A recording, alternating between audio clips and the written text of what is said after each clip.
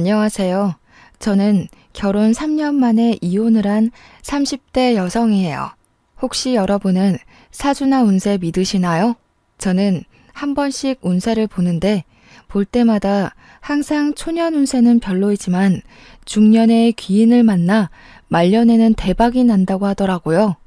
완전히 믿지는 않았지만 그래도 앞으로 나아진다니까 제발 사주처럼 귀인을 만나 내 인생이 대박이 나길 바라며 살았던 것 같아요. 사실 저는 이혼하기 전까지만 해도 정말 우울하고 힘들었거든요. 일단 우리 집 상황을 말씀드리자면 저의 부모님은 사이가 정말 좋지 않으셨어요. 두 분이 정말 하루가 멀다고 매일 싸우다가 제가 20살이 되던 해에 이혼하셨죠. 그리고 저는 엄마와 둘이서 살고 아빠는 이혼하고 얼마 되지 않아 재혼하시며 연락이 되지 않았어요. 저는 그 당시 공부하는 것을 좋아하지도 않았고 경제적으로 넉넉하지 못한 형편이라 그냥 대학을 포기하고 바로 회사에 입사했어요. 회사 생활은 힘들긴 해도 나름대로 보람도 있고 앉아서 공부만 하는 것보다는 재미있었던 것 같아요. 그렇게 재밌게 일을 하다가 회사 동료의 소개로 남편을 만났고 연애를 하고 결혼을 약속했어요. 결혼식 한 달 전 식당 주방에서 오랫동안 일하시던 엄마가 몸이 이상해서 병원에 가보니 폐암 말기라는 진단을 받으셨어요. 그리고 결혼식 2주 전에 엄마는 세상을 떠나셨어요. 그렇게 저는 엄마 없이 결혼식을 올렸답니다. 눈물의 결혼식을 마치고 허니문 베이비로 바로 아기를 가졌는데 제가 다니던 회사는 야근과 특근이 정말 많았어요. 출산 휴가도 고작 3개월이 다였고 무엇보다 워킹맘을 위한 복지가 거의 없었어요. 그래서 회사 여자 선배들은 결혼하고 임신을 함과 동시에 다들 회사를 관두더라고요. 저 역시 어쩔 수 없이 회사를 관두고 집에서 제 아이 지민이를 키우며 살고 있었어요. 시간이 흘러 아이가 2살이 되자 저는 어린이집에 지민이를 보내고 간단한 아르바이트라도 구해보려 했지만 시간이 애매해서 마땅한 일자리를 찾지 못하고 있었죠. 반면에 동서는 학교 다닐 때부터 공부도 잘했고 전교 회장도 몇 번 했다고 해요. 당연히 좋은 대학교에 대학원까지 나오고 복지가 엄청 좋은 회사에 입사하여 돈도 많이 벌고 있어요. 그래서인지 시댁에 다달이 용돈도 많이 드린다고 하더라고요. 게다가 어른들에게 말도 잘하고 싹싹해서 시댁 동네에선 최고의 며느리라는 소문이 자자해요. 무엇보다 친정도 부유하고 동서와 같은 동네에 살아서 아기가 아프거나 무슨 일이 생기면 언제든지 맡기고 출근을 할 수도 있어요. 제가 봐도 이렇게 동서가 잘났는데 시어머니는 저와 동서가 얼마나 비교되겠어요. 그래서 시어머니는 저와 동서를 항상 대놓고 차별했어요. 시댁에 일이 있어서 가면 동서에게는 일하고 왔으니 무조건 쉬라고 하시고 아이를 보며 집에 있는 제게는 너는 우리 아들 돈으로 놀고 먹으니 무조건 일하라고 하셨죠. 초겨울날이 되었어요. 저희 시댁은 날이 쌀쌀해지면 매년 김장을 하시는데 그때마다 최소 300포기씩 해요. 게다가 배추 농사도 하시니 남들은 절인 배추를 사서 김치를 담그지만 저희는 배추를 뽑고 절이고 헹구는 모든 과정을 다 직접 해왔어요. 우리 시댁은 김장 전에도 할 일이 정말 많아요. 처음에는 지민이가 너무 어리고 남편과 도련님과 동서는 출근해야 하니 아무도 도와줄 사람이 없어 시부모님 2분이 배추를 뽑고 절이고 헹구셨어요. 그런데 올해부터는 지민이가 어린이집에 가니 낮에 와서 일 좀 하라고 하시는 거예요. 저는 알겠다고 하고 시댁에 갔어요. 그렇게 3일 동안 시댁에서 하루는 배추를 뽑고 하루는 소금물에 절이고 하루는 전날에 절인 배추를 헹궜어요. 그리고 양념을 버무려야 하는 날이 되었죠. 저는 이미 3일 동안 안 하던 일을 했더니 온몸이 다 쑤시더라고요. 정말 땅에서 제 몸을 잡아당기는 느낌이라 도무지 일어나지 못하겠는 거예요. 남편도 처음에는 어서 가자고 하다가 제 상태를 보고는 그냥 혼자 가겠으니 집에서 쉬라고 하더라고요. 집에서 아이를 데리고 쉬고 있는데 시어머니한테 전화가 왔어요. 너는 그깟 배추 뽑고 절이고 헹구는 게 뭐가 그리 힘들다고 젊은 애가 몸살이 났어? 약 먹고 빨리 와. 지금 할 일이 태산인데 빨리 와서 일해. 제가 아프다고 말을 해도 오늘까지만 하면 된다며 참고 오라고 성하셨어요. 그러고는 10분마다 전화해서 계속 언제 오냐고 전화를 하시더라고요. 결국 저는 아픈 몸을 이끌고 지민이를 안고 시댁에 갔어요. 저는 솔직히 그때 시댁에 가면 김장할 준비가 되어 있고 동선애와 남편이 양념을 버무르고 있을 줄 알았거든요. 그런데 아직도 시댁 마당이 깔끔한 거예요. 왜 아직 시작도 안 했냐고 묻자 다들 저 오기만을 기다렸다며 그동안 밥 먹고 커피 마시고 TV 보고 놀고 있었대요. 심지어 동서는 회사에 일이 있다며 오지도 않았더라고요. 시어머니는 저를 보며 이제 일꾼이 왔으니 일을 시작하자고 하시더라고요.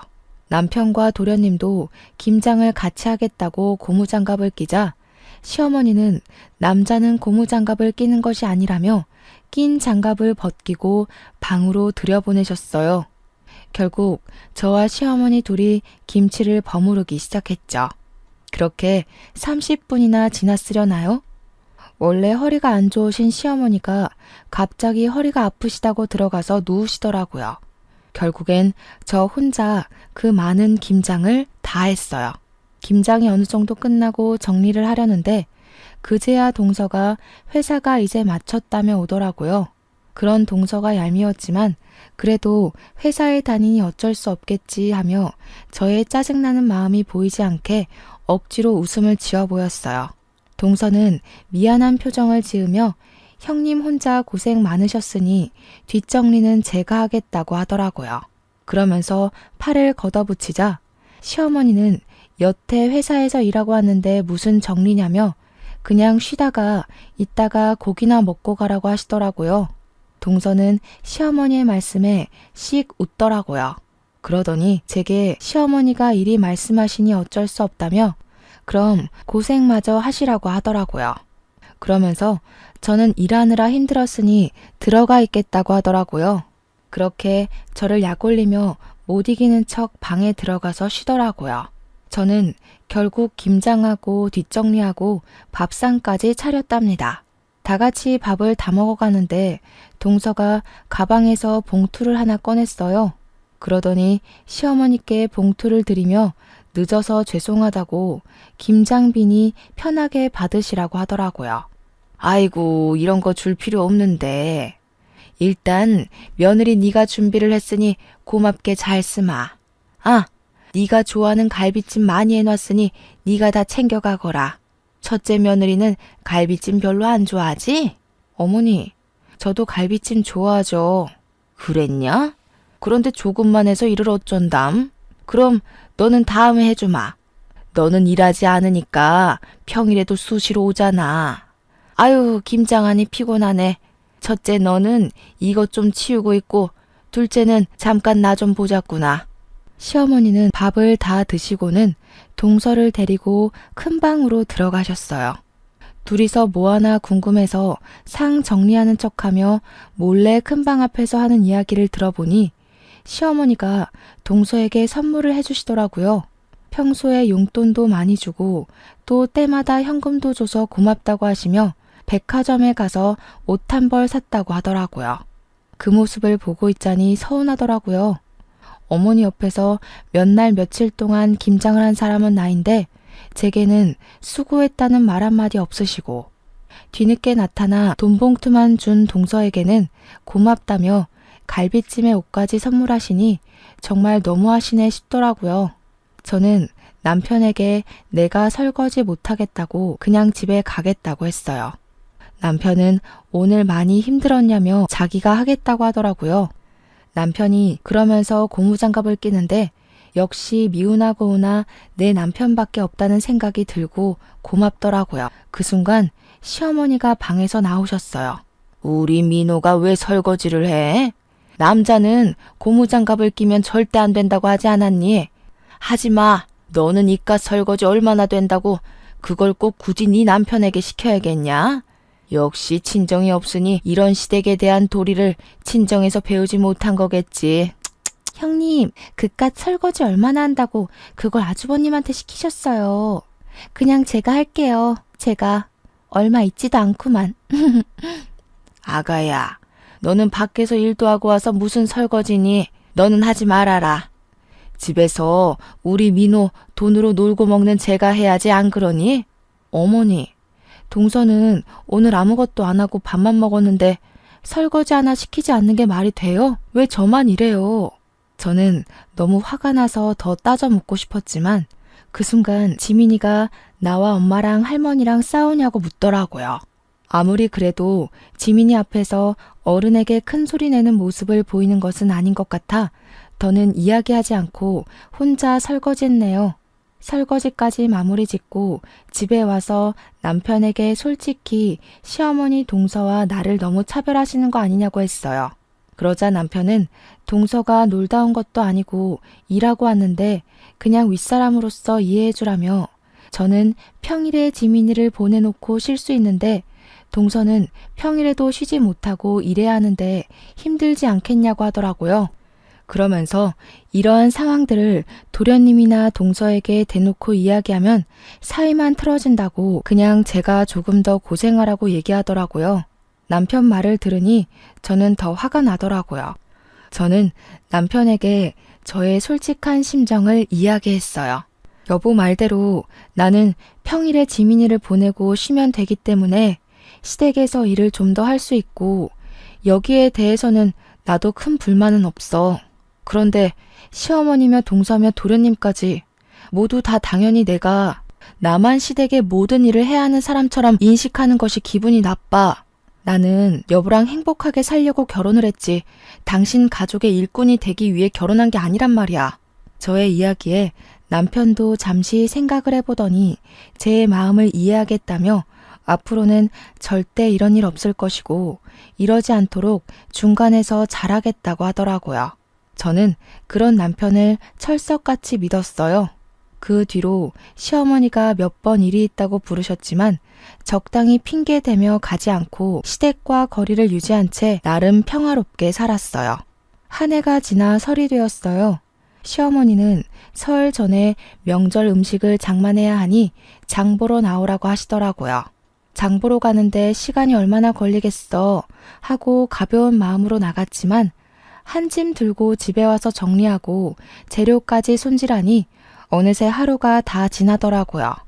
그리고 연휴 첫날 동서는 회사에 급한 일이 생겼다며 또 늦게 온다고 하더라고요. 남편은 전날 오랜만에 친구들을 만나 밤 늦게까지 술을 마셔서 술병이 났어요. 어쩔 수 없이 저와 시어머니 둘이서 음식 장만을 시작했는데 조금 하더니 시어머니는 또 허리가 아프시다고 누우시는 거예요. 그래서 저 혼자 전을 다 붙이고 정리까지 끝내고 이제 허리 좀 펴보려는데 동서가 늦어서 죄송하다며 오더라고요.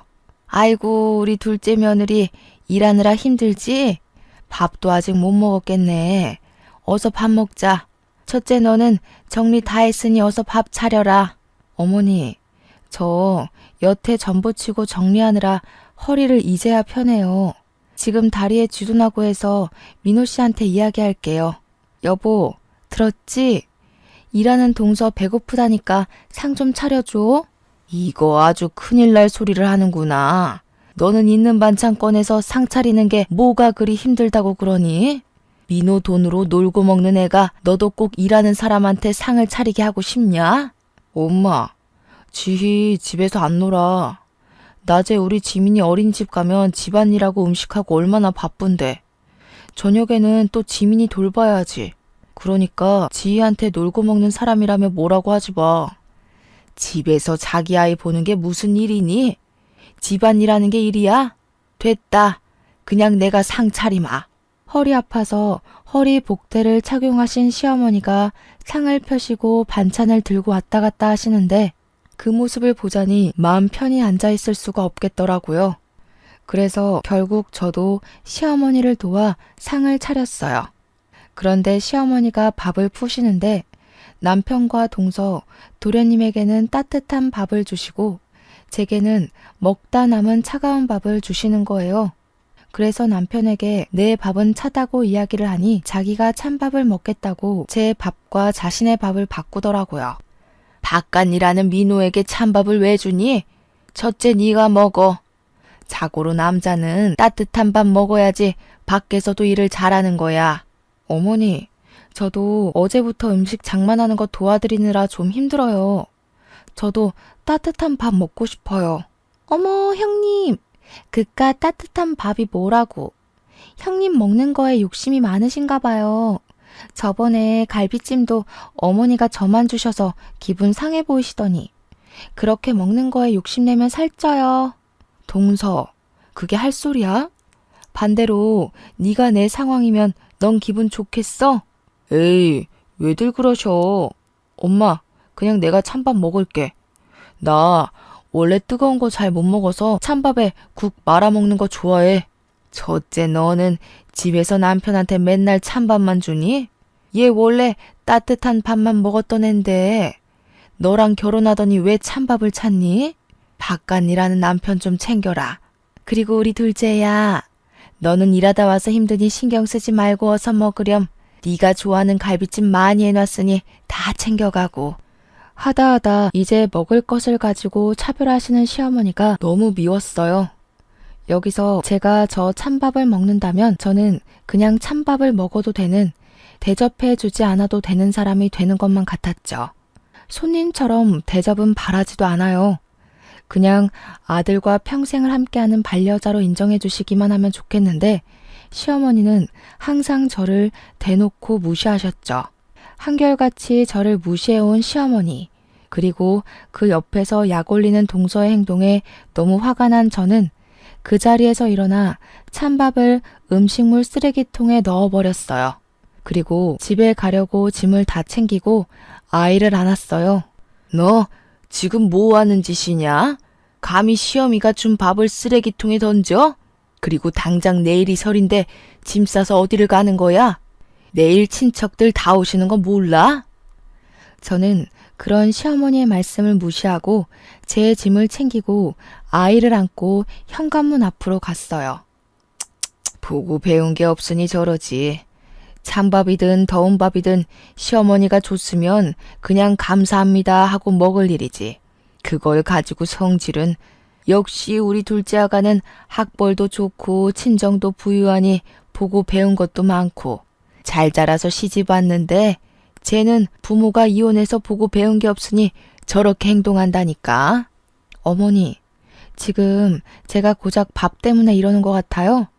제게만 찬밥을 주셔서 화도 났지만 정말 제가 화가 나는 것은 어머니의 차별 대우예요. 항상 어머니는 동서에게는 무조건 쉬라고 하고 제게만 어떻게 모든 일을 다 시키세요? 그래놓고 수고했다는 말 한마디라도 따뜻하게 해주신 적 있으세요? 동서는 집도 잘 살고 대학교에 대학원까지 나와서 배운 게 많아서 내가 따로 가르칠 게 없지만 너는 친정도 없고 대학도 못 나왔으니 배운 게 없잖아. 그래서 내가 가르칠 게 많아서 그래. 내 딴에는 널 딸처럼 생각해서 내 옆에 두고 하나하나 가르치려는데 그게 그렇게 불만이야? 어른으로서 가르침을 주는 것은 당연하지. 착각하지 마세요. 김장시키고 제사음식 장만하고 하는 게 가르치는 거예요? 이거는 그냥 일 시키는 거예요. 어찌되었든 저는 이 집의 노비가 아니니 동서가 저와 동등하게 같이 일을 할 때까지 당분간은 이 집에 못 오겠네요. 안녕히 계세요. 저는 이 말을 하고 아이를 데리고 나왔어요. 이대로 집에 가기는 싫었어요. 그냥 차 타고 정처 없이 갔는데 정신 차려보니 도착한 곳이 엄마를 모신 납골 땅이었어요. 명절이 되고 시어머니와 일로 기분이 울적하니 엄마가 많이 보고 싶더라고요. 엄마는 말은 하지 않으시지만 사진 속에서는 인자하게 웃으셨어요. 꼭 잘 왔다고, 너를 기다리고 있었다고 이야기해 주시는 것 같았죠. 저는 그런 엄마를 보며 엉엉 울었어요. 제가 우는 모습을 본 지민이는 처음에는 다소 당황하는 듯 하다가 저를 꼭 안아주고 토닥여 주더라고요. 꼭 지민이의 몸에 우리 엄마가 들어와 저를 안아주는 것 같아 지민이를 안고 그렇게 한참을 울었네요. 울다 보니 어느 정도 답답한 속이 후련해졌어요. 그렇게 저의 마음의 짐을 엄마에게 내려놓고 다시 집으로 갔어요. 저는 제가 그렇게 시댁에서 나와서 남편이 집에 와 있을 줄 알았어요. 그런데 집은 텅 비어 있더라고요. 남편은 명절 당일에도 오지도 않고 연락도 없었어요. 연휴 마지막 날 밤늦게서야 집에 들어오더라고요. 저를 보자마자 한다는 이야기가 너는 꼭 그 자리에서 그렇게까지 해야겠냐고 하더라고요. 나는 너네 집 노비냐? 김장할 때도 너나 시어머니는 나에게만 그 많은 일을 다 시켰어. 요새 같은 시대에 어느 집에서 배추 300포기를 담가? 그것도 며느리 혼자 말이야. 음식 장만도 나 혼자 다 했지. 그리고 내가 그렇게 하는 동안 너고 네 동생이고 날 도와준 적 있어? 그저 어머니가 뭐라고 하셨으니까 어쩔 수 없다며 뒤로 빠지기나 하고. 나 이제 더는 못 참아. 이제 시댁에 안 가. 쉬지도 않고 따발총처럼 이야기하는 저의 모습을 본 남편은 고개를 저으며 방문을 쾅 닫고 들어갔어요. 저는 정말 다시는 시댁에 가지 않을 것이라 다짐했죠. 그런데 얼마 뒤 시어머니의 허리가 많이 안 좋아지셔서 허리 수술을 해야 하는 상황이 되었어요. 아무리 미운 시어머니지만 그래도 같이 사는 남편의 엄마라서 걱정이 되더라고요. 그래서 다시는 시댁에 가지 않을 것이라는 다짐은 일단 뒤로 한 채 병문안을 갔어요. 다행히 수술은 잘 되긴 했지만 당분간은 절대 안정을 취해야 하니 단순히 걷는 것 이외에는 아무것도 해서는 안 되는 상황이었어요. 그래서 저는 아침에 지민이를 어린이집에 보내놓고 식사 준비며 시댁의 모든 집안일을 도와드리기로 했어요. 시어머니가 밉긴 했지만 그래도 가족이기도 하고 동서나 남편은 회사에 가야 하니 저밖에 할 사람이 없으니까요. 어머니는 제가 시댁에 오자 정말 작정을 한 사람처럼 모든 일을 다 시키셨어요. 때에 맞춰 식사 준비, 화장실 청소, 집안 대청소는 당연하고 설치하고 한 번도 닦지 않은 것처럼 기름때가 찐득찐득한 가스레인지 후드 청소, 냉장고 정리, 부엌 서랍 정리 등 모든 일을 다 시키셨어요. 시키시고 그냥 가만히 계시면 좋을 텐데 꼭 시키시고는 옆에 쫓아다니시며 이거는 이랬네 저랬네 하시며 잔소리를 하셨어요. 그뿐만이 아니라 시키신 일 중에 뭐 하나라도 제대로 되지 않으면 너는 이깟 집안일 하나 제대로 못하냐며 엄청나게 구박하셨어요. 그러면서 말끝마다 역시 친정이 못 사니 대학도 못 가고 배운 게 없어서 저런다며 저러니 애가 시간이 있어도 알바를 구하지 못한다며 또 뭐라고 하시더라고요. 이렇게 잔소리와 구박을 들으며 첫째 날이 흘렀어요. 다음 날, 전날 때 빼고 광내서 청소를 싹 했으니 오늘은 그냥 식사만 차려드리면 되겠다 싶어 갔는데 이번에는 제가 결혼하고 나서 한 번도 정리하지 않았던 창고를 정리해야 한다며 창고 정리를 시키시는 거예요. 창고를 정리하는데도 옆에 서서 잔소리하시고 구박하시고 제가 말을 잘 못 알아들으면 욕까지 하시는데 정말 아무리 허리가 아프신 시어머니라 해도 못 참겠더라고요. 그래서 그날은 퇴근하고 온 남편을 붙잡고 시어머니가 이렇게까지 청소를 시키시며 구박에 막말에 욕설까지 하셨다고 했어요. 그랬더니 남편은 제 말을 믿지 못하겠으니 녹음을 해놓으라고 하더라고요. 그래서 다음날 저는 핸드폰 녹음기를 켜고 시댁에 갔어요. 너 왜 이렇게 늦게 와? 아프고 늙은 시모 굶겨 죽일 참이야? 나쁜 년. 그리고 옷은 그 청바지가 뭐냐? 청바지 입고 어떻게 일할 거야? 너네 엄마는 시댁에 어떤 옷을 입고 가야 하는지 그런 것도 안 가르치고 죽었다니? 도대체가 내가 어디부터 어디까지 너한테 알려줘야 하는 거야? 일단 밥이나 차려. 밥 차리고 오늘은 저온 창고 싹 다 정리해라. 시어머니는 저를 보자마자 왜 이리 늦게 왔냐고 하시며 돌아가신 엄마까지 들먹이시며 뭐라고 하시는데 정말 화가 났지만 녹음 중이라 참았어요. 밥을 다 드시고 나서는 설거지를 하라고 하시고 설거지 하는데도 옆에 딱 붙으셔서 주방 세제를 너무 많이 쓴다고 뭐라고 하시고 따뜻한 물로 하면 보일러세 많이 나온다고 찬물로 하라고 하시고 손이 느려서 굼뜨다고 뭐라고 하시더라고요. 그러고서는 저에게 음식들이 저장된 저온 창고를 정리하라고 하셨어요. 그곳에는 정말 언제 넣어놨는지도 모르는 음식들이 가득했고 곰팡이 핀 음식들도 있었어요. 저는 모든 음식을 다 꺼내서 하나씩 확인하며 먹을 수 있는 음식은 다시 넣고 먹지 못하는 음식은 버렸어요. 열심히 하고 있는데 또 오셔서 제가 하는 행동 하나하나를 감시하시며 구박도 하시고 욕도 하시더라고요. 그러다가 제가 시어머니의 말을 잘못 알아들으면 멍청하다고 등도 때리시고 꿀밤도 때리시고 하셨어요. 중간중간에 그냥 가버리고 싶었지만 일단은 참고 녹음을 다 완료한 후에 고무장갑을 던지고 아무 말 없이 그냥 집에 왔어요. 집에 와서 온종일 녹음한 내용을 남편에게 들려주었어요. 제가 인격 모독을 당하고 욕을 듣고 딱 하고 맞는 소리가 들리는데도 남편은 몸이 좋지 않으셔서 예민해져서 그런 거고 힘없는 우리 어머니가 때려봤자 얼마나 아프겠냐고 그냥 넓은 마음으로 참아달라고 하더라고요.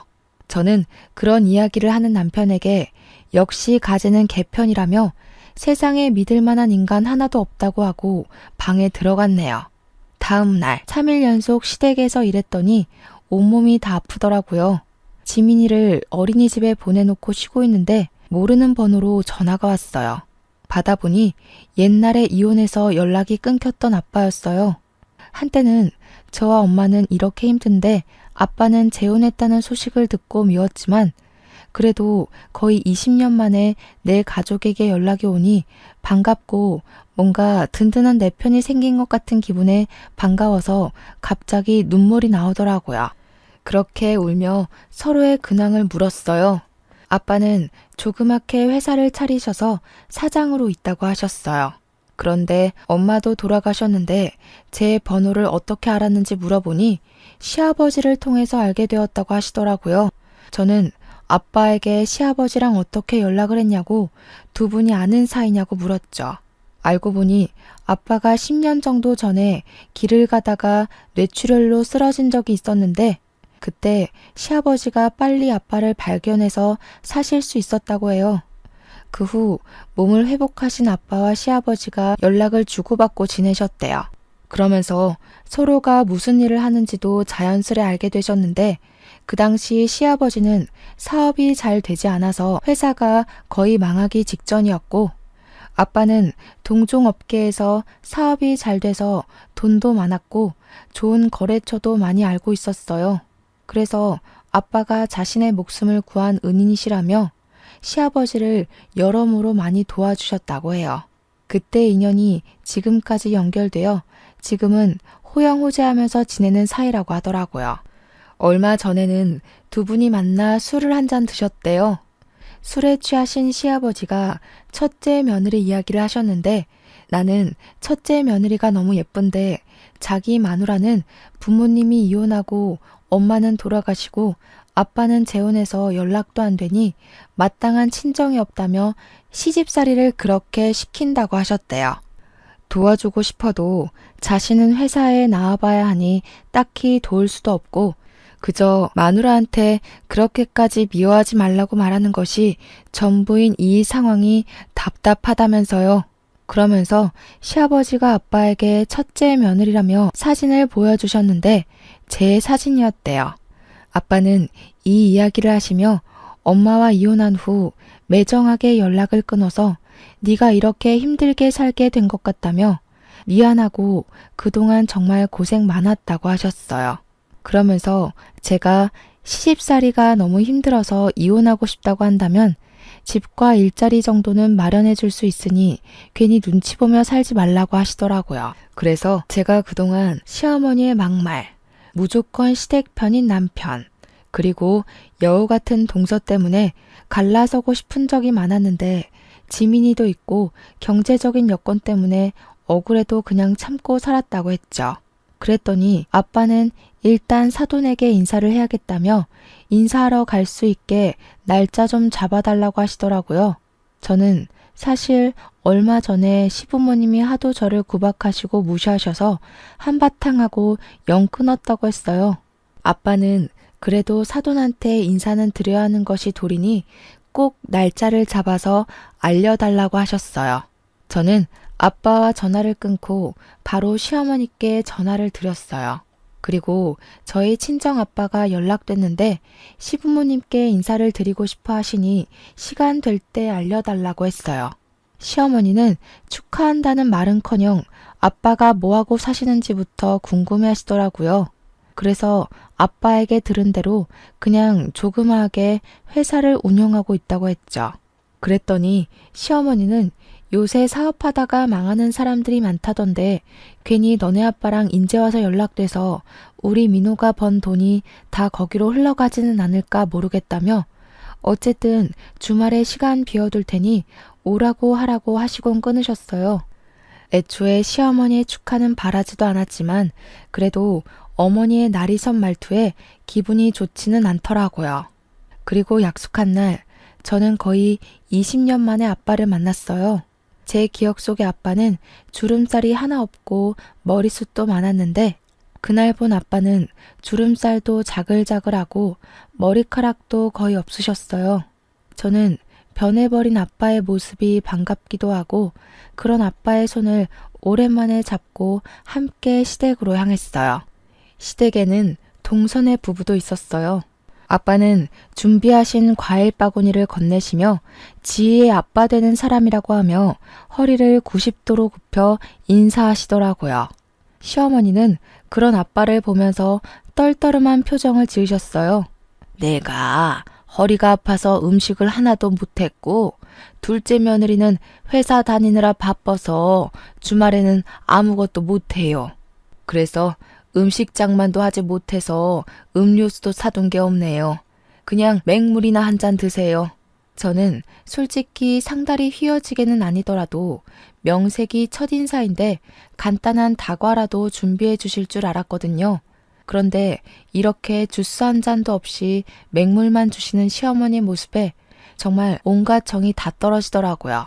인제 와서 하는 얘긴데 첫째 며느리가 친정도 없고 본 적도 없이 자라온 애라서 가르치느라 너무 힘들었어요. 우리 둘째 아가는 친정도 부유하고 학벌도 좋아서 가르칠 것이 하나도 없는데 말이죠. 그래도 첫째 며느리를 딸처럼 생각해서 많이 가르쳤네요. 네, 딸처럼 생각해 주셨다니 감사하네요. 말씀대로 그동안 제 딸이 잘못 배웠으니 이제라도 제가 하나씩 가르치려고 합니다. 일단 돈 관리하는 것부터 가르쳐야 할 것 같아서 딸에게 건물 하나 주려고요. 건물이요? 얼마짜린데요? 거기 시세가 한 25억은 되거든요. 그 건물에 상가가 다 들어서 있고 안정적으로 장사를 하고 있으니 월세를 꼬박 받으면 한 달에 400만 원은 벌 수 있을 것 같더라고요. 회사도 안 다니는데 집에서 놀고 먹으면서요. 뭐요? 400만 원? 시어머니도 놀랐지만 저도 깜짝 놀랐어요. 순식간에 저는 조물주보다 높다는 건물주가 되어 매달 한 달 월급만큼의 돈을 받게 된다는데 이게 쉽게 믿어질 리가 없잖아요. 아빠는 그런 저의 손을 잡고 씩 웃으셨어요. 시어머니는 도대체 뭐를 하시길래 그런 건물이 있냐면서 명함이라도 있으면 달라고 하셨어요. 아빠가 명함을 건네자 시어머니는 아빠의 명함을 받고는 요즘 사업이 잘 안 되냐며 은근히 비꼬는 말투로 말씀하셨죠. 옆에 있던 동서도 형님 아버지신데 어느 회사 대표님이신지 궁금하다며 본인에게도 명함을 달라고 했어요. 그런데 동서가 건네받은 아빠의 명함을 보고 깜짝 놀라하는 거예요. 어머니, 여기는 시아버지 회사보다 규모가 더 큰 회사네요. 꽤 큰 회사인데 여기 대표님이시라고요? 저희 팀장님이 여기 회사 대표님의 조카라고 하시던데. 아, 지은이가 여기 둘째 며느님의 직장 상사인지는 몰랐네요. 또 이렇게 인연이 해결되네요. 시어머니는 그렇게 좋은 회사의 대표가 첫째 며느리의 아빠였냐며 재차 확인하시고는 다시 한번 놀라셨어요. 아빠는 그런 시어머니에게 당당하게 제가 이 회사의 대표라고 하시며 일단 오늘은 일이 없으니 가봐야 할 것 같다고 하시고는 자리에서 일어나셨어요. 저는 아빠를 보내드리고 다시 시댁으로 왔어요. 어느덧 저녁 6시. 저녁을 먹을 시간이더라고요. 어머니, 벌써 저녁 6시인데 저녁 식사하셔야죠. 형님, 가서 식사 준비 좀 해주세요. 저는 아시다시피 일하느라 피곤해서요. 동서는 아주 당연하다는 듯이 제게 저녁 식사를 시키더라고요. 그 소리를 들은 시어머니가 깜짝 놀라 동서에게 다가왔어요. 예, 오늘은 네가 준비해라. 쟤도 오늘 오랜만에 아빠 만났으니 얼마나 정신적으로 힘들었겠니? 저는 그래도 회사에서 일하는데 오늘 하루는 푹 쉬어야죠. 형님은 집에서 노시는데? 쉬긴 뭘 쉬니? 젊어서 고생은 사서도 한다고 했다. 네가 밥 차리고 첫째 아가는 잠깐 나 좀 보자. 할 말이 있다. 시어머니는 저를 부르실 때 야 아니면 첫째 너라고 하셨어요. 그런데 돈 많은 아빠가 왔다 가시자 저에게 결혼 후 처음으로 첫째 아가라고 부르시며 저를 큰 방으로 데리고 가시더라고요. 아가, 내가 그동안 너한테 섭섭하게 한 것이 있다면 미안하다.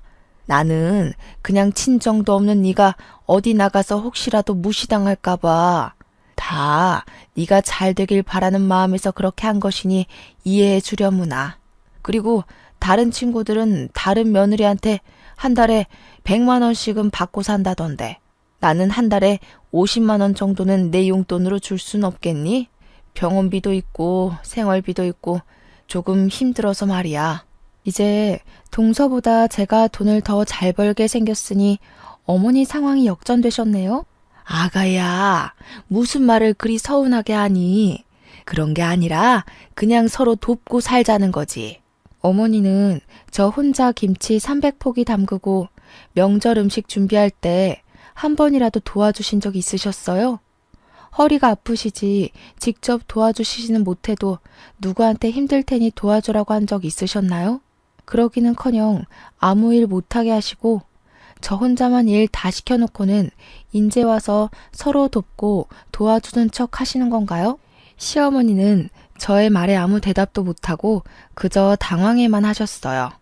어머니, 저는 어머니의 말씀대로 본 것도 없이 자라서 서로 도우며 사는 거 뭔지 잘 모르겠네요. 저는 이 말을 남기고 거실로 나갔어요. 부엌에 가보니 동서는 입술이 삐죽 나와서 저녁 준비를 하고 있더라고요. 저는 그동안 얄밉게 말하는 동서에게도 한마디 했어요. 동서, 아직도 그것밖에 못 차렸어? 빨리빨리 움직여. 이러다가 내일 밥 먹겠어. 하긴 뭐 네가 회사를 한답시고 집안일을 해봤어야 알지. 형님, 지금 돈 많은 아빠 있다고 유세 떠는 거예요? 너도 그동안 회사 다녀서 돈 번다고 유세 부렸는데 나는 그러면 안 된다니? 그리고 어머니, 용돈은요? 용돈은 학벌 좋고 친정도 부유한 동서한테 받으세요. 전 이혼하겠습니다. 더는 이 집에 노비처럼 못 살겠어요. 노비라니. 나는 너를 맹세코 단 한 번도 그리 생각한 적 없다. 정말 딸처럼 생각했어. 딸처럼 생각하셔서 찬밥 주시고 먹는 거로 차별하시고 맨날 저에게만 그렇게 일을 시키셨어요. 무슨 말이 안 되는 소리를 하셔야죠. 저희 갈라서겠습니다. 여보, 왜 그래? 그게 무슨 소리야? 이혼이라니. 우리 다시 잘해보자. 이제 장인어른도 계시고 혼자 어디를 가려고. 장인어른? 너 이제 이혼해서 마누라도 없는데 네가 장인어른이 어딨니? 그리고 내가 우리 아이 챙겨서 갈 거야. 나갈 때 있으니까 내 걱정은 말고. 저는 그렇게 지민이를 안고 그 집을 나왔어요. 남편과 시어머니는 갑작스러운 저의 이혼 선언에 황당해하며 저를 붙잡았지만 이미 마음이 확고해진 저는 미련 없이 그 집을 떠났어요. 그리고 아빠가 마련해 주신 새로운 보금자리로 갔어요. 다음 날 저는 근처 신경정신과에서 시댁의 스트레스로 인해 정신적인 피해를 보았다는 처방전을 끊었어요. 그리고 이혼 서류를 작성해서 처방전과 함께 시댁에 퀵으로 보냈죠. 잠시 후 시어머니한테 전화가 오더라고요. 무슨 이혼 서류야? 정말 이혼할 거야? 네, 어머니. 저 이제 그 집에서 더는 노비 생활 못해요. 이혼하겠어요. 이제 둘째한테도 일 시키고 할게. 우리 아들들한테도 일 시킬게. 그러니까 제발 마음 풀고 같이 살자. 저 지민이는 혼자 어떻게 키우려고 그래. 제 걱정하는 척 하지 마세요. 제가 알아서 아주 멋지게 잘 키울 거예요. 어머니가 이렇게 부탁하셔도 저는 이미 마음 정했고 이혼할 겁니다, 반드시. 그깟 일 조금 시켰다고 이혼이 어디 쉽게 될 것 같아? 어머니 허리 아프셨을 때 막말하셨던 거 제가 다 녹음했고요. 지금 병원에서 시댁 스트레스로 인해 정신적으로 피해받았다는 내용의 처방전까지 받았어요. 그리고 아빠 회사에 법무팀 팀장님과 친한 변호사가 이혼소송 전문 변호사래요. 그래서 이혼해주지 않으시면 그곳에서 이혼소송 진행하려고요. 시어머니는 저의 확고한 대답에 살아생전 너같이 독한 년은 처음이라며 온갖 욕설을 퍼붓고는 끊으셨어요. 이어서 남편에게도 전화가 오더라고요. 네가 원한다면 나 우리 가족과 영 끊고 살게. 그러니 제발 이혼은 하지 말자. 같이 살자. 너 내가 그렇게 시댁에서 호되게 당할 때 너는 항상 너네 엄마 도련님 동서 편만 들었어. 그런 네가 잘도 그러겠다. 됐고 이제 이혼이야. 차마 행복하게 잘 살라는 말은 못 해주겠다. 이혼 서류 잘 작성해서 내일 법원 앞으로 와라. 안 오면 소송할 거야. 저는 이렇게 남편과 이혼을 했어요. 이혼 후 저는 지민이와 함께 살며 아빠의 회사에 취직했어요. 아빠의 회사는 원래 블라인드 면접으로 사람을 채용하는 곳이라 제 학벌이 낮아도 전혀 문제가 되지 않았어요. 게다가 회사의 복지가 정말 좋아서 사내 어린이집이 정말 잘 되어 있더라고요. 제가 퇴근할 때까지 마음 놓고 지민이를 맡길 수가 있었죠. 저는 지금도 충분히 행복했고 아빠라는 존재가 있는 것 자체만으로도 너무 감사했어요. 그래도 아빠는 유일한 핏줄인 제게 회사를 물려주고 싶다면서 공부를 하라고 하시더라고요. 아빠의 강권에 다시 공부도 시작했어요. 워낙 공부에 재능이 없던 저이지만 그동안 학벌이 낮다고 무시하던 전 시모의 얼굴을 생각하며 내가 꼭 잘 돼서 복수한다는 마음으로 눈에 불을 켜고 공부하고 있네요. 결혼 후 제게 전혀 도움이 되지 않는 사람이라 여겼는데 이렇게 제게 도움을 주기는 하네요. 이렇게 저는 아빠의 회사에 다니며 일도 하고 공부도 하고 지민이도 잘 키우면서 행복하고 바쁘게 살아가고 있네요. 그리고 최근에 아빠의 조카 제게는 사촌 언니를 만났어요. 이 사촌 언니가 이전에 동서가 말했던 회사의 팀장님이시더라고요. 그런데 동서가 회사에서도 그렇게 여우짓을 하고 사람들 사이에서 이간질했대요. 그리고 명절 전날과 같이 시댁에 가야 하는 날만 되면 회사에서 아무도 요구하지 않는데도 스스로 야근에 특근하며 늦게 갔다고 하더라고요. 안 그래도 사촌 언니가 얄밉다고 생각하며 뭐 하나 건수만 생기면 가만 안 둔다고 벼르고 있었는데 제 소식 다 듣고 엄청나게 갈궜대요. 그래서 지금은 회사에 사표 내고 백수가 되었네요. 그리고 예전에 저처럼 맨날 시댁에 불려가서 일한다고 하더라고요. 그 소식을 들으니 얼마나 통쾌하던져. 전 남편은 아이에게 아빠를 보여줘야 하니 한 달에 한 번씩은 보고 있어요. 전 남편은 그때마다 다시 합치자고 하지만 솔직히 제가 뭐가 아쉬워서 합쳐요. 월급 잘 나오죠? 아빠 덕에 건물주가 되어서 상가 월세도 적지 않게 나오죠. 게다가 회사의 복지도 좋아서 지민이 걱정 없이 마음 편히 일도 할 수 있는데요. 지금 사는 집도 크지는 않지만 대출도 없고 저와 지민이 둘이서 살기 딱 적당하거든요. 남편이 그런 소리 할 때마다 저는 너희 엄마와 너 동서 생각만 해도 치가 떨리니까 헛소리 짓거리지 말라고 한마디 하네요. 제가 사주를 볼 때마다 중년의 귀인을 만나 말년에는 대박이 난다던데 제 인생의 귀인이 바로 아빠였나 봐요. 아빠를 만난 뒤로 모든 고민 걱정거리가 다 해결되고 요새는 지민이와 함께 즐겁고 바쁘게 살고 있네요. 정말 이게 꿈인가 싶을 정도로요. 지나온 날들을 돌이켜보면 결혼 전에도 결혼 후에도 정말 많이 힘들었던 것 같아요. 그래도 귀인을 만나 이제는 행복에 이르렀으니 이 행복이 쉽게 꺼지지 않고 평생 유지될 수 있도록 노력하며 살아야겠다는 생각이 드네요. 그래서 먼 훗날 하늘나라에서 가서 보고 싶은 우리 엄마를 보면 나 이렇게나 잘 살아왔다고 자랑할 수 있는 당찬 딸이 되고 싶네요. 저의 긴 사연 들어주셔서 감사합니다. 모두 행복하세요.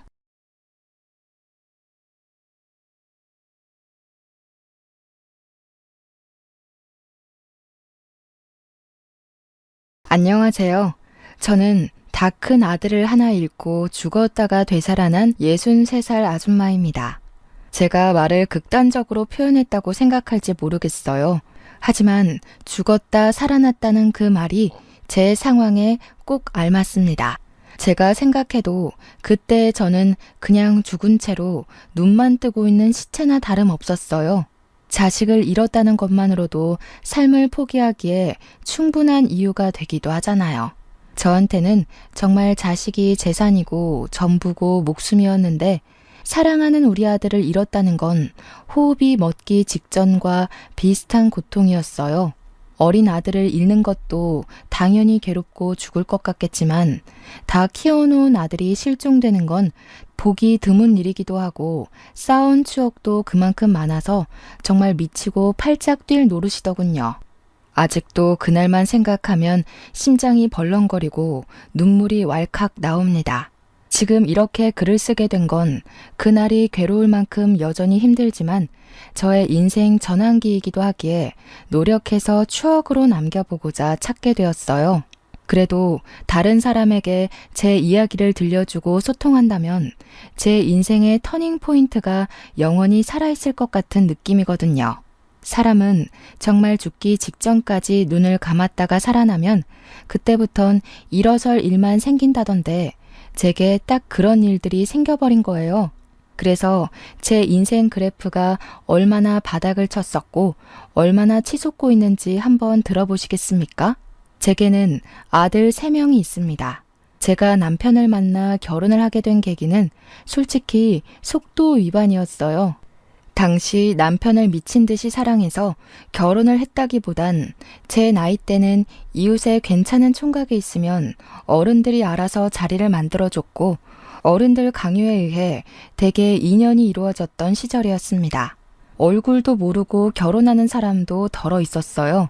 아마 남편도 저를 막 사랑하진 않았을 거라고 생각합니다.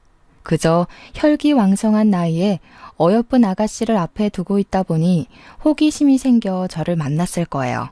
그렇게 만들어진 첫째는 저와 남편이 결혼을 해야 된다는 무의식적인 의미를 만들어 주었습니다. 결국 저와 남편을 묶어준 열쇠고리는 첫째 아들이었던 거죠. 그리고 첫째의 기쁨을 만끽하기도 전에 저는 또 둘째를 가졌고 그 뒤로 셋째까지 1년 주기로 연달아 아들을 낳았습니다. 아이를 원해서 낳았다기보단 생겨서 낳았다는 게 더 맞는 표현이었을 정도로 남편과 저는 그렇게 서로를 위한 편은 아니었어요. 대신 남편이 매사에 좀 성급하긴 했습니다. 애 갖고 싶어 안달난 사람처럼요. 저희는 사랑하지 않은 것 치고는 아이 3명을 낳을 때까진 남들 사는 것처럼 무난하게 살았어요. 아들이 아니었다면 그때 제 기억은 불행밖에 없었을 겁니다. 그렇다고 감정 없는 부부가 얼마나 오래 갔겠습니까? 남편과 제가 틀어지기 시작한 건 정확히 셋째를 출산하기 위해 병원에 왔던 그날이었습니다. 여보, 나 좀 데리러 올 수 있어? 내가 급하게 산통이 와서 아무것도 못 챙겨왔거든.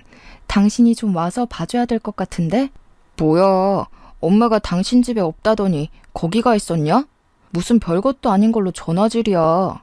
애 한두 번 낳는 것도 아닌데 웬만하면 알아서 올 수 있잖아. 데리러 오라는 게 아니라 내가 가방을 못 챙겨와서 돈을 안 들고 왔다고. 지금 계산해야 되는데 좀 와줘. 아, 나 안 돼. 오늘 부장님 골프 내기 지셔서 우신단 말이야. 바쁘니까 엄마더러 오라고 해. 부장님 부르네. 들어가 봐야겠다. 남편은 아이가 한 명씩 태어날 때마다 책임감을 쌓는 게 아니라 귀찮음을 깔았습니다. 이렇게 출산을 한 적은 처음이라 남편의 이런 반응도 처음 당했어요.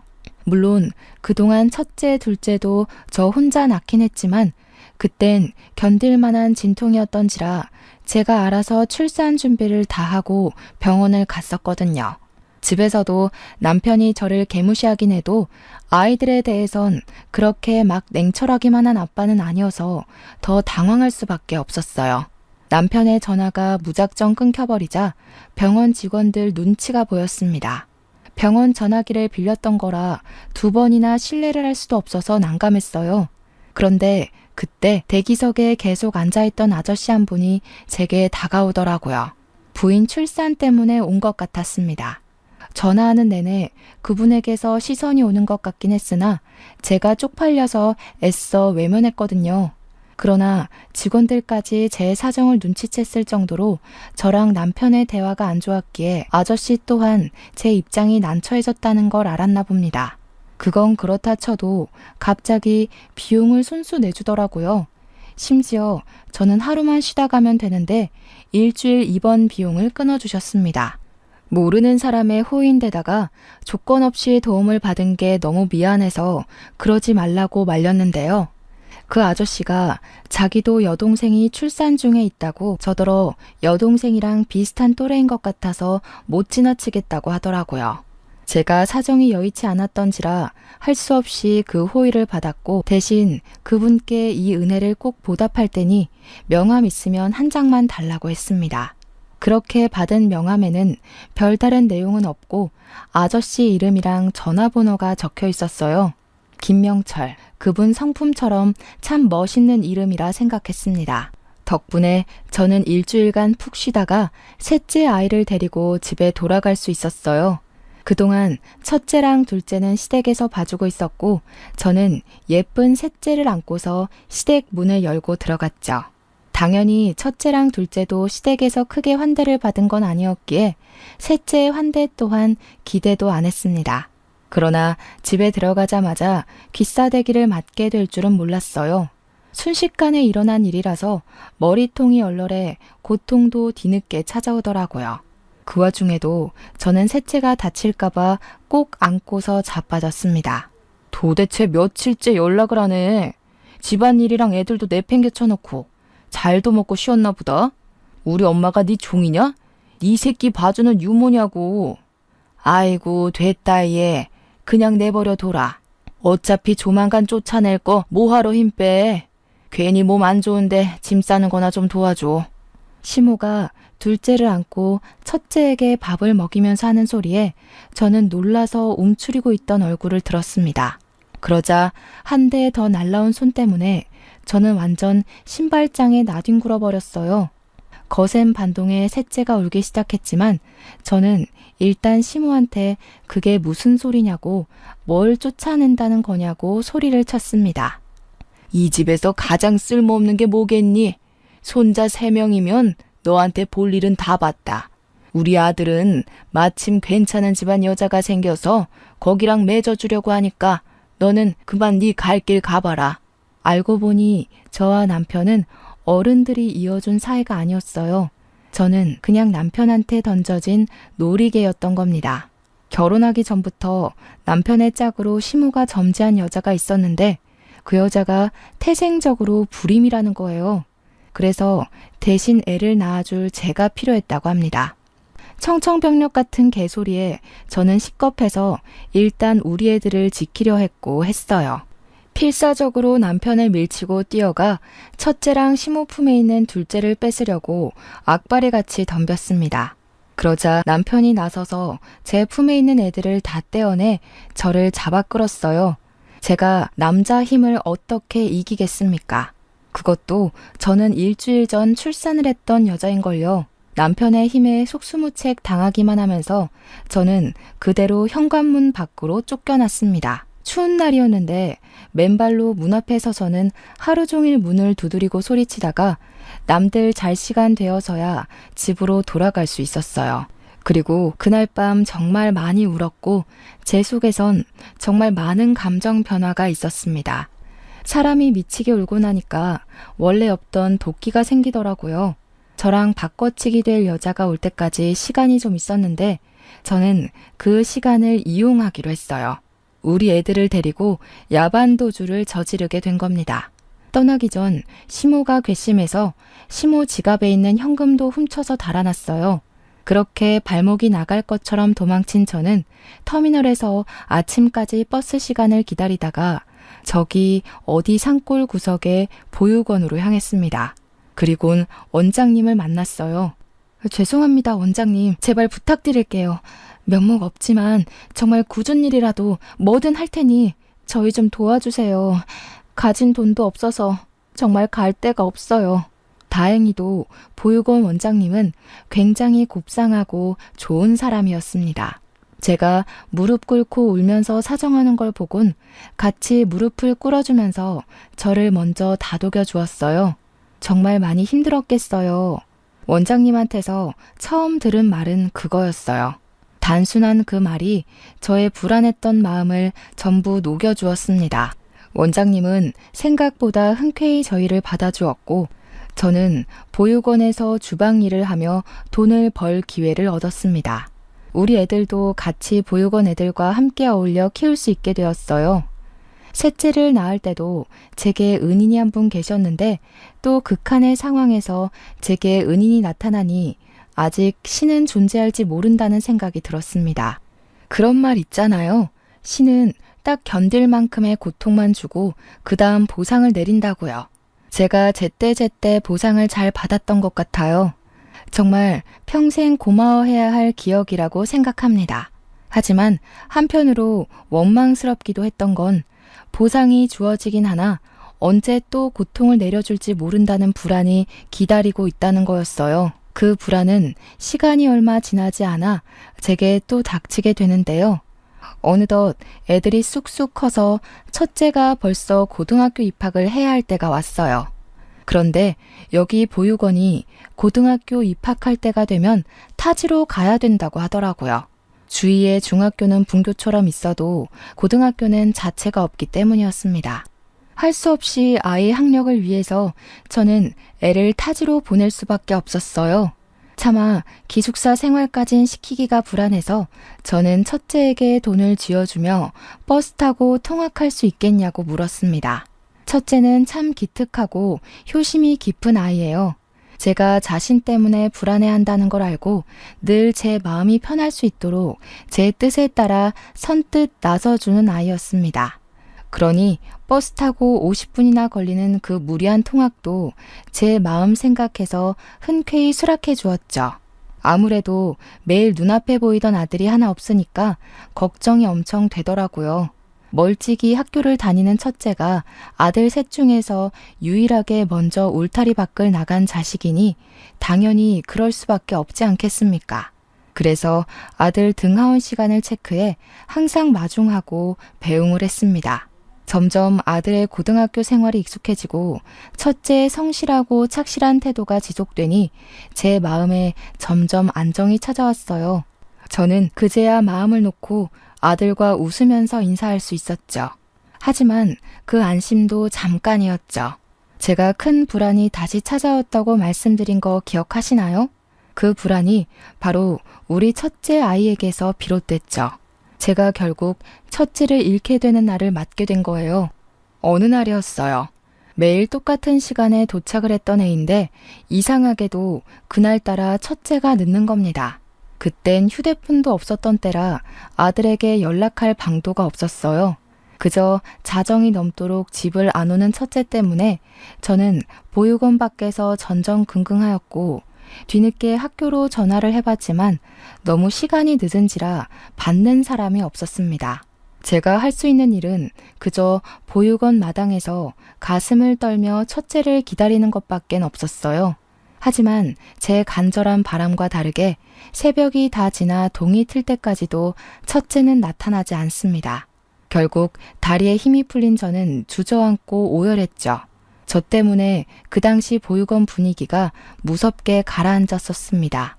아이들도 보고 있는데 제가 정신 못 차리고 무너져서 울고만 있자 아이들도 저를 많이 걱정하더라고요. 당연히 우리 둘째, 셋째도 저를 보고 있었겠죠.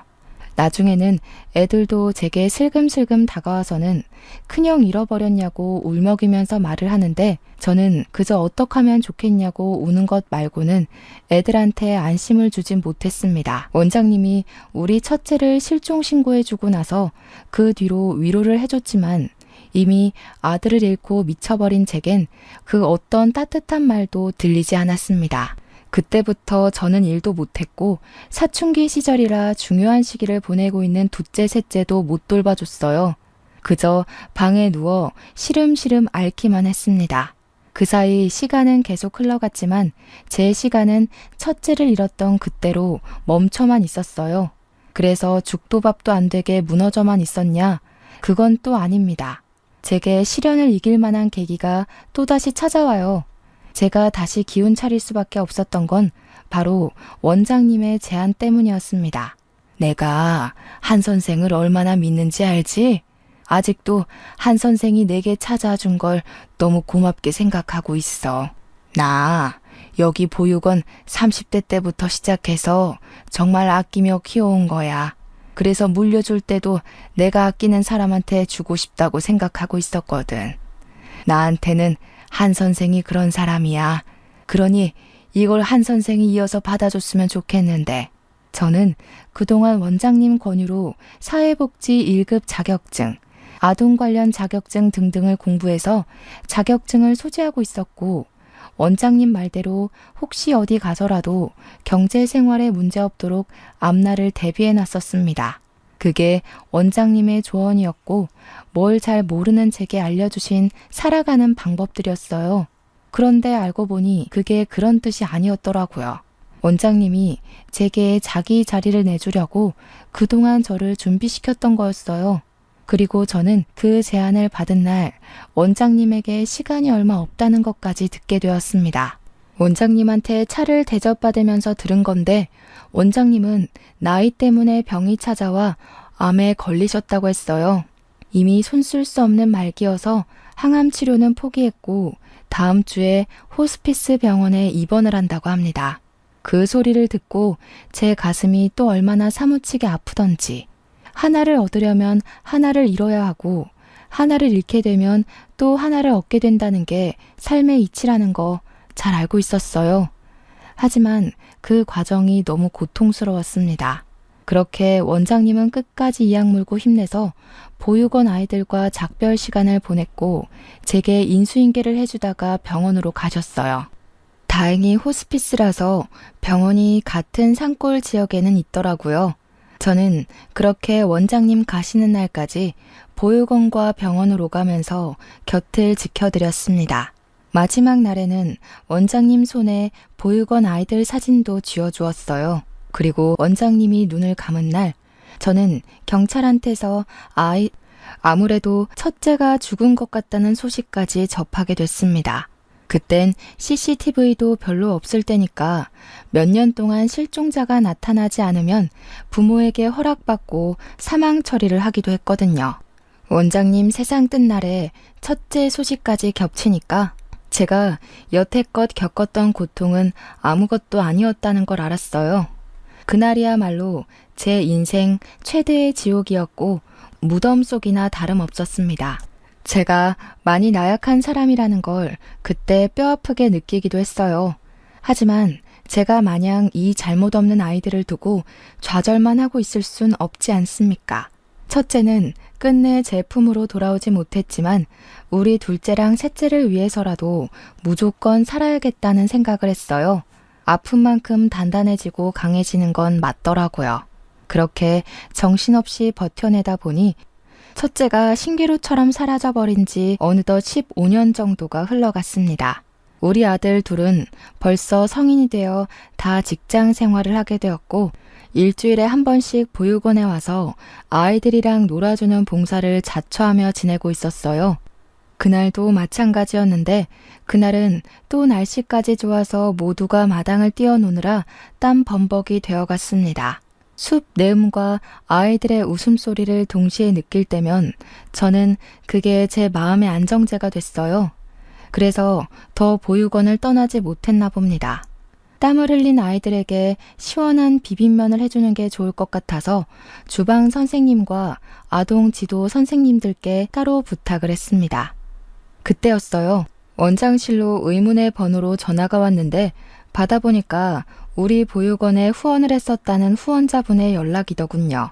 후원자가 오랜만에 다시 보육원을 찾은 이유는 자기가 곧 퇴직을 앞두고 있는데 퇴직하면 재산의 절반을 보육원에 후원하고 싶다고 연락하신 거더라고요. 돌아가신 원장님과 인연이 참 깊은 분인 듯 했습니다. 그래도 저희가 굉장한 재산을 후원받는 건데 마냥 전화상으로만 받고 지나가기 좀 그렇지 않겠습니까? 원장님도 후원자분들에게 늘 상냥하고 최선을 다하시는 분이셨거든요. 내 돈을 그냥 주는 건 절대 쉬운 마음이 아니라고. 원장님은 항상 후원자분들의 시간과 마음을 그 가치만큼 높여서 존중해 주었습니다. 그래서 저도 후원자분께 너무 감사한다고 시간 나면 들러달라고 꼭 부탁했죠. 그렇잖아도 보육원 사정이 여의치가 않아서 부식된 인테리어들을 겨우겨우 고쳐가며 관리했는데 후원자 덕분에 싹 리모델링을 할 수 있겠더라고요. 너무 감사했고 덕분에 한숨 돌릴 수 있었습니다. 바쁘신 분일 수도 있는데 이대로 오기만을 기다리는 것보단 작은 보답이라도 해주는 게 좋을 것 같아서 저는 후원자 파일을 찾아봤어요. 과거에 후원했던 분이니 분명 이력이 남아있을 거라고 생각했거든요. 전화번호랑 이름은 쉽게 찾을 수 있었어요. 자음순으로 정리되어 있었거든요. 그 후원자분이 김시성이라서 거의 명단 위쪽에 있었습니다. 그런데요, 제가 그 이름을 보자마자 순간적으로 손가락을 멈칫해버렸지 뭡니까? 김명철. 분명 제가 확인한 전화번호의 이름이 그렇게 적혀 있었습니다. 이분 이름은 절대 잊지 못했어요. 제게 첫 번째 은인이니까요. 한데 왜 이분 이름이 여기에 있는 건지, 동명이인인 걸까? 그렇게 생각하고 있는 순간이었습니다. 그때 제 아들 둘이서 다급하게 엄마 하고 소리를 치며 들이닥쳤어요. 너무 성급한 목소리길래 혹시 우리 원 애들이라도 다친 줄 알고 놀라서 얼른 나가보았습니다. 큰형 이름으로 편지가 날라왔어. 방금 우체국 아저씨가 주고 가셨는데 보내는 이에는 형 이름만 적혀있고 받는 사람이 엄마야. 애들 말을 듣는데 순간적으로 심장이 쿵 내려앉았습니다. 편지를 들고 있던 막내가 저를 걱정하면서 그것을 내밀었는데요. 떨리는 손으로 그 편지를 받아보니 봉투에는 정말로 우리 첫째 아이 이름이 적혀 있더라고요. 그런데요, 저는 그게 전혀 애타지가 않았습니다. 오히려 그걸 보자마자 우라가 치밀었어요. 제 아들은 이미 죽어서 제가 따로 장례도 조촐하게 치렀고 15년째 제사도 지내고 있었습니다. 차마 사망 신고는 못했지만 그렇게 아들을 천천히 보내주다가 제가 과거처럼 아들을 웃으면서 배웅해 줄 수 있을 때 그때 사망 신고를 하려고 계속 미루고 있었어요. 그러니까 제 말은 첫째 이름으로 날라온 이 편지는 거짓이라는 겁니다. 그 순간 잠자고 있던 저의 슬픔이 가슴 속부터 끌어올랐어요. 누군가 제 아들의 죽음으로 장난질을 했다는 생각에 화가 나서 그 편지를 다 찢어 발겼습니다. 어떤 놈들이 남의 속 뒤집어 놓으려고 수작을 부리는 거야. 왜 내 아들을 2번 죽여? 왜 겨우 이악 물고 살아가고 있는 나를 건드리냐고. 제발 나 좀 내버려둬 좀. 저는 울분을 토하면서 편지를 다 찢어버리고 그대로 주저앉아 무릎에 얼굴을 묻었습니다. 첫째를 잃은 슬픔은 세월이 지났다고 해서 반쪽이 되지는 않더라고요. 그냥 일렁이지 않고 잠자고 있을 뿐인 거였어요. 그러니 제가 또 금세 이렇게 미어지는 심장을 움켜쥐고 운 거 아니겠습니까? 그렇게 또 반 정신 나간 상태로 일주일을 지새며 그 장난 편지를 겨우 기억 속 저편으로 묻어갔어요. 그런데 도대체 저한테 왜 이러는 건지 똑같은 편지가 또 날라온 겁니다. 미쳐버리는 줄 알았습니다. 당장 그 사람을 찾아내 숨통을 끊어버리고 싶은 분노까지 차올랐어요. 그래서 이번에는 경찰까지 신고해서 장난질하는 사람의 정체를 찾을까 했지만 둘째가 제게 편지를 주기 전에 먼저 뜯어서 읽어보더니 엉뚱한 말을 하는 바람에 모든 생각을 잊었습니다. 엄마, 나도 말도 안 되는 소리란 거 아는데 이거 아무래도 형 글씨체 맞는 것 같아. 내가 형한테 과외받아서 형 글씨 제일 잘 알잖아. 혹시 형 안 죽은 게 아닐까? 형 시신도 어디 있는지 모르고 사실 죽은 게 아니라 행방불명인 거잖아. 너까지 왜 이래? 엄마가 얼마나 힘들게 지내왔는지 몰라서 그런 소리를 해? 너희까지 이러면 엄마 진짜 숨 못 쉬어. 제발 엄마 좀 도와줘, 응? 제가 아무리 호소를 하여도 아들 둘은 편지 뜯어보는 데만 정신이 팔려 있었습니다. 평소 제 말에는 귀를 쫑긋 세우며 잘 들어주던 아들들인데 그날만큼은 제 말을 아예 들은 채를 안 했어요. 그러면서 아까 했던 말, 첫째 필기체 같단 소리만 계속 반복하길래 더 이상 못 보겠어서 저는 애들한테 아예 돌아서 버렸습니다. 너무 슬퍼서 머리까지 터질 지경으로 아팠으니까요. 그런데 이제는 막내가 원장실 서랍에서 첫째가 썼던 노트까지 하나 챙겨오더니 편지랑 비교를 해보더라고요. 그 노트는 제가 차마 태우지 못한 아들의 물건 중 하나였습니다. 고등학교 입학하기 전 아들이 공부한다고 썼던 노트거든요. 제발 그만했으면 좋겠는데 이젠 더 이상 희망 고문 당하고 싶지도 않고 또 실망하며 무너지고 싶지도 않아서 제발 애들이 멈춰주길 바랐습니다. 하지만 그때 아들 둘이서 노트랑 편지를 비교하다가 큰 함성을 내지르며 유난을 떨길래 다시 한번 쳐다봤어요. 애들이 이것 좀 보라면서 제 앞으로 내밀었는데 애들 말대로 정말 편지랑 노트의 글씨체가 똑같은 거 아니겠어요? 편지가 약간 더 정숙한 느낌은 났지만 동그라미를 뻗치게 쓰는 모양새가 정말 복사본처럼 그대로더라고요. 그 순간 저는 충격을 받아서 아무 말도 못했고 제 눈으로 확인까지 했음에도 그저 저건 착각일 거라고 절대 기대를 하면 안 된다고 끝까지 물러섰습니다. 편지에는 여전히 보내니 주소지는 없었어요. 아들 이름만 기재되어 있었죠. 그리고 용기 내서 읽은 편지 내용에는 이제 모든 걸 끝냈으니 엄마에게 돌아가겠다는 말이 적혀 있었습니다. 그리고 미안하다는 말까지요. 그렇게 며칠 동안 편지만 반복해서 읽으며 대체 이게 뭘까 진지하게 마주해 봤습니다. 그리곤 저에게 정말 믿을 수 없는 기상천외의 일이 발생하고 말아요. 잠깐 지도 선생님들이 맡겨놓고 간 아동일지를 정리 중이었는데요. 순간 어디서 엄마 하는 소리가 어디서 들리는 겁니다. 제 몸의 온 세포가 반응할 만큼 익숙한 우리 아들의 목소리였지만 당연히 제가 착각한 거라고 생각했어요. 오늘 우리 둘째랑 셋째가 왔던가? 아, 오늘 안 온다고 했지. 그저 이 정도의 생각만 하고 그쳤습니다. 그런데 다시 한 번 더 엄마 소리가 들리더라고요. 처음은 환청이라 생각하고 넘길 수 있었지만 두 번째로 들리는 목소리는 확인도 하기 전에 제 눈물샘을 자극했습니다.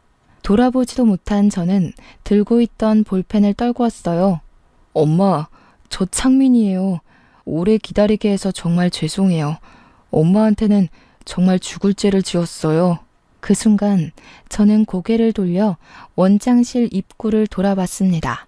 귀신도 아니고 환영도 아닌 죽은 줄만 알았던 우리 첫째가 원장실 눈앞에 우두커니 서 있더라고요.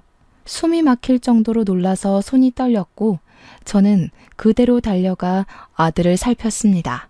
말도 안 된다. 네가 정말 내 아들이 맞는 거니? 창민이 맞아? 어머나 세상에. 어떻게 이럴 수가 있어. 어떻게 네가 이리 살아있는 거야? 아니야. 다 필요 없다. 정말 내 아들 맞네. 맞아. 내 아들이 살아있었구나. 죽지 않고 살아있었어. 저는 첫째를 붙잡고 같은 말을 반복하면서 계속 첫째 팔을 붙잡았습니다. 놀랍게도 정숙한 어른이 되어버린 그 총각은 제 아들이 맞더라고요. 몸이랑 키만 컸지 제 아들이 맞았어요. 이 꿈 같은 게 사실이라는 걸 실감하자마자 저는 첫째를 부둥켜 안고 한참 동안 울었습니다. 그리고 진정하고 난 뒤에야 그동안 어떻게 된 건지 첫째의 사정을 들을 수 있었는데요. 충격적이게도 첫째는 잠적을 한 그날 제 전 남편을 만났다고 했어요. 제 아들 입에서 그 인간 얘기가 나오자 바로 심장이 벌렁벌렁 거리더라고요. 그래서 제 아들이 어떻게 전 남편을 알아봤냐면요. 아들이 버스를 타려고 기다리고 있다가 그 옆으로 줄지어 서 있는 택시에서 기사들이 내려가지고 수다를 떨고 있었대요. 그중 유독 얘기를 크게 떵떵거리며 말하는 아저씨가 하나 있었는데 그 아저씨 입에서 자기 이름뿐만 아니라 둘째, 셋째 이름까지 들었다는 겁니다. 그래서 첫째는 그 아저씨가 자기 아빠라는 걸 눈치챘다고 했어요.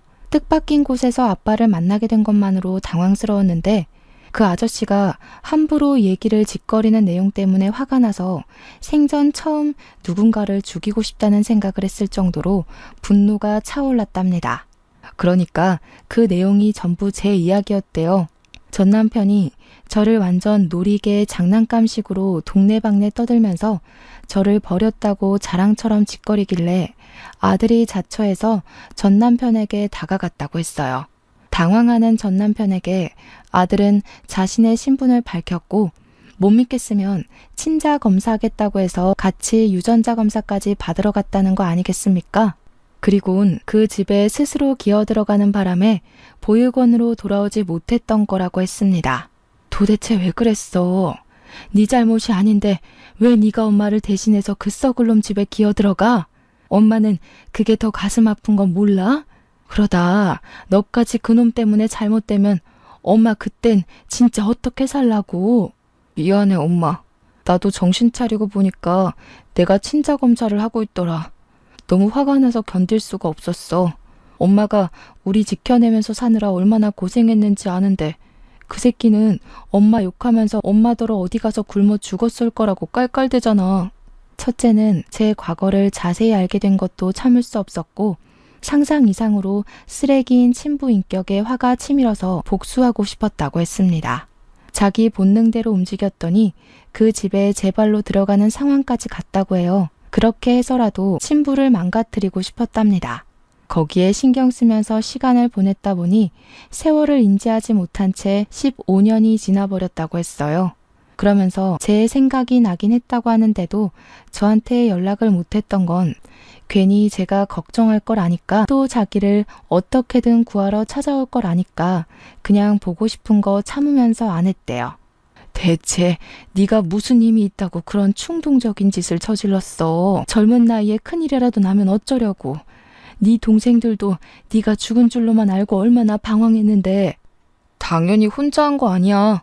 엄마 말대로 내가 어렸는데 어떻게 그 악질 어른들을 해치웠겠어. 능력도 없고 돈도 없는 학생일 뿐이었는데. 그래서 고맙게도 내가 잘해낼 수 있도록 도와준 분이 계셔. 도와준 분? 제가 이해를 못하고 있었는데 아들이 뒤를 돌아보면서 멀찍이 있는 누군가를 부르더라고요. 선생님 하고 부르길래 아들 뒤편을 내다보니까 보육원 내부를 구경하면서 다가오는 남자가 하나 있었습니다. 근데 진짜 놀랍게도 그가 누군지는 물을 필요도 없는 사람이었어요. 저는 그 사람을 단번에 알아볼 수 있었습니다. 그 사람은 바로 우리 셋째를 낳은 날 산부인과 비용을 친히 지불해준 아저씨였거든요. 너무 놀라서 그 사람을 멀뚱히 바라보고 있는데 중후한 매력의 남자가 중후한 목소리를 내며 제게 악수를 건넸습니다. 그러면서 말했어요. 후원자 김명철입니다. 저희 어디서 본 적 있죠? 사정은 창민이한테 다 전해 들었어요. 아이 공부 방해하면서 딴짓 시킨 건 아니니까 너무 염려 마세요. 우리 창민이 서울대 들어갔습니다. 어디서 익숙한 듯 했던 전화번호, 동명이인인 줄 알았던 이름과 전화선상으로 익숙했던 그 목소리. 역시나 제 과거의 은인이 맞았습니다. 저는 그 순간 입을 틀어막으며 숨을 멎었어요. 그리고 궁금한 게 너무 많았죠. 우선은 이 후원자분이 어떻게 우리 아들이랑 아는 사이인지가 가장 궁금했어요. 대체 어떤 사정이 겹치면 이렇게 우리 아들과 제 은인이 같이 저를 찾아올 수 있는 걸까요? 내 고등학교 담임 선생님이셔. 엄마랑 아는 사이인 줄은 몰랐는데 진짜 기가 막힌 인연이다. 그럼 셋째 이름이 설마 우리 담임 선생님 이름 따서 지은 거야? 쑥스럽게도 제 셋째 아들 이름이 명철입니다. 저를 살린 건 우리 애를 살린 거나 마찬가지라고 생각해서 당시 가장 어려웠던 순간 제게 빛이 되어준 은인의 이름과 똑같이 지었어요. 첫째가 그 사실을 발설하자 은인도 하하 웃으면서 그랬었냐고 그 정도로 감명 깊게 받아들여줘서 고맙다고 했습니다. 어쨌든 첫째의 말은 전 남편을 따라 이적했던 고등학교에서 은인을 담임으로 만났다고 했어요. 몰랐는데 우리 아들은 전 남편 강요 때문에 이름을 바꾸며 생활했더라고요. 그래서 경찰 측에서도 못 찾았던 것 같습니다. 은인이 우리 첫째의 고3 담임을 맡으면서 둘의 인연은 시작되었다고 했는데요.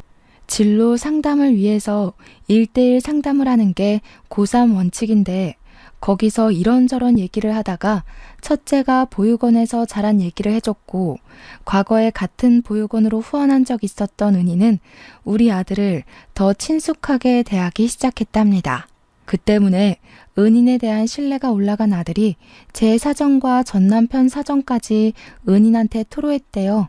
그러면서 대학을 포기하겠다고 했는데 은인이 곰곰이 생각하다가 일단 대학은 가라고 하면서 그 뒷일은 자기가 도와준다고 했답니다. 담임 선생님으로서 자기 제자가 공부를 포기하고 집안의 복수를 나설 거라는 짓을 가만두고 볼 수가 없었대요. 그 은인이 후원까지 할 정도면 돈이 많다고는 생각했지만 정말 많은 사람인 줄은 상상도 못했습니다. 그런 사람을 본 적이 없거든요.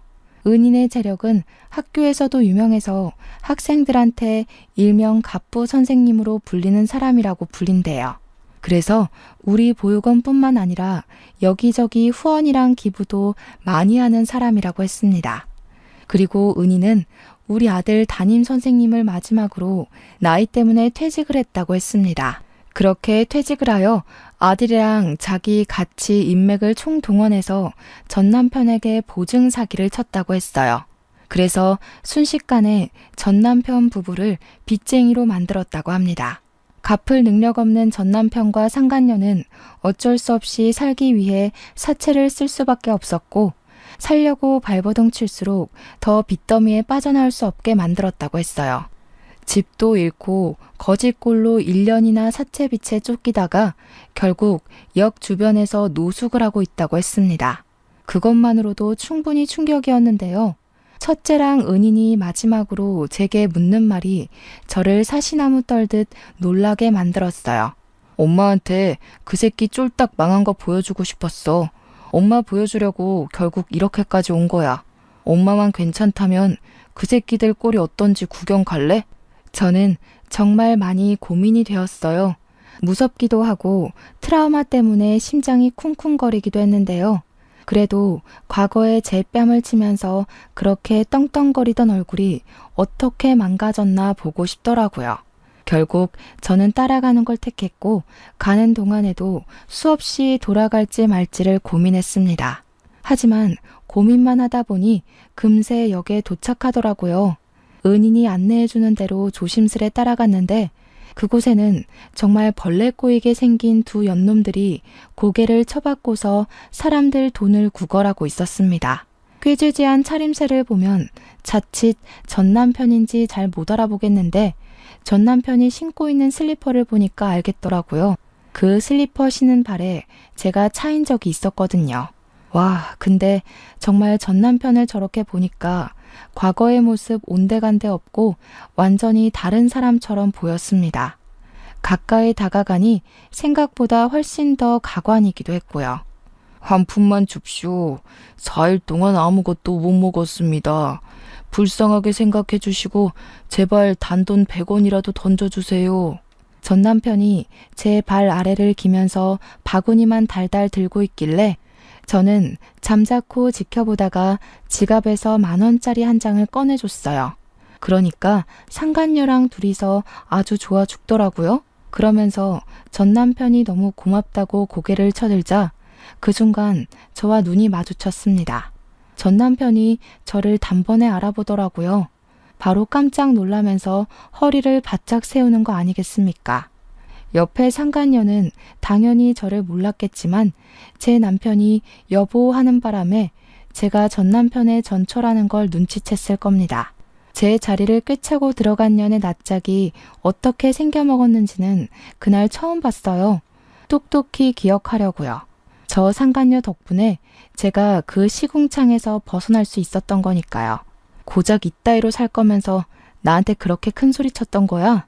밥 몇 개 안 차려줬다고 나를 그렇게 갈구던 패기는 다 어디 갔대? 커봐라. 형편없는 부모 밑에서 큰 새끼들이 다 이 모양 이 꼴이 되는 거야. 당신은 옛날보다 지금 이 더러운 꼬락서니가 딱 잘 어울리네. 자리 잘 잡았다. 꼬락서니하고는 내가 네 욕을 하루 종일 해도 부족해. 아휴, 도대체 어떻게 된 거야? 당신 목돈 없는 빈털터리 사람이었잖아. 내가 생활비도 준 적이 없는데 대체 왜 멀쩡해? 진작에 굶어 죽었을 줄 알았는데 설마 너 우리 집 돈 훔쳤냐? 어쩐지 찝찝하다 했어. 내가 너한테 받을 게 있는 것 같은데. 그래, 뭐 눈에는 뭐만 보인다고. 돈 없으면 사채 끌어다 쓰는 것밖에 못하는 너랑은 내가 좀 다르거든. 나한테 받을 게 있는 건 기억하고 있나 봐? 나는 잠깐 잊고 있었는데. 고맙게도 너 때문에 갚을 게 생각났네. 저는 과거에 전 남편에게 귀싸대기 맞았던 기억을 떠올려 첫째가 들고 있던 걸 받아 쓰레기 봉투로 전 남편 귀싸대기를 날려버렸습니다. 우리 보육원에서 챙겨온 애들 기저귀 뭉치였기 때문에 제법 무게가 있었을 거예요. 그러니 4일 동안 먹은 것 없다는 전 남편이 바로 상간녀 쪽으로 쓰러져 버리더라고요. 한 명한테만 선물을 주면 옆에 있는 사람이 서운해하지 않겠습니까? 전 남편에게 똥기저귀 다 던져준 뒤 상간녀한테는 검은 봉지 하나 날려주었어요. 이런 쓰레기 같은 남자 옆에 붙어 있으려면 그 정도 가방은 들어야 어울리겠네요. 축하드려요. 남자 잘못 만나서 쓰레기꼴 난 거 뭐 끼리끼리겠지만 서로 사랑할 테니 눈물겹게 이겨내 보세요. 참, 어떤 사람이 짜장면 먹다 남은 거 저기 금연구역에 갖다 버리던데 살고 싶으면 그거라도 주워 먹던죠. 저는 더 이상 그 자리를 버티지 못하고 급하게 돌아섰습니다. 제가 나름 당당하게 그들 앞에서 떵떵거렸다고 하지만 사실 과거 트라우마 때문에 전 남편 존재가 여전히 무섭긴 했거든요.